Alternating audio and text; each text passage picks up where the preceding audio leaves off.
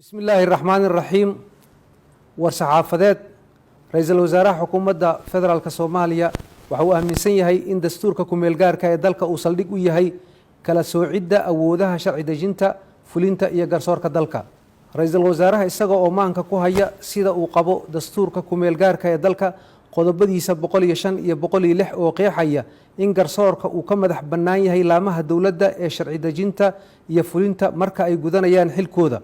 waxa uu u xaqiijinayaa shacabka Soomaaliyeed in aan kaalin uga bannaanayn hay'adaha fulinta kuna samayn karin wax faragelin ah kiiska Ikraan Tahliil Faarax.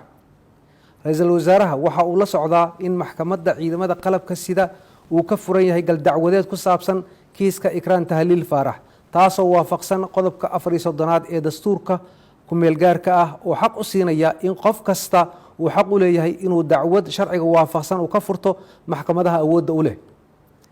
gal dacwadeed maxkamad hor yaalla in loo magacaabo guddi baaris waa arrin baalmarsan dastuurka iyo shuruucda dalka.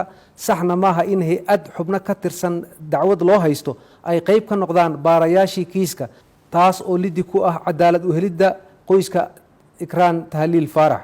sidaa awgeed ra-iisul wasaaraha waxa uu mar kale adkaynayaa in xeer ilaalinta maxkamadaha ciidamada qalabka sida ee gacanta ku haya gal dacwadeedka kiiska Ikraan Tahliil Faarax inay dardargeliyaan si ay qoyskeeda u helaan cadaalad madax bannaan oo ka maran faragelinta hay-adaha fulinta.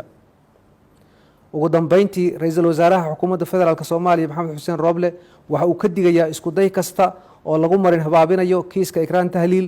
sidoo kale ra-iisul wasaaruhu waxa uu farayaa taliyayaasha ciidamada qalabka sida in ay ka fogaadaan tallaab kasta oo wax u dhimi karta sumcadda ciidamada dhaawacina karta kalsoonida shacabka Soomaaliyeed. wabillahi tawfiiq.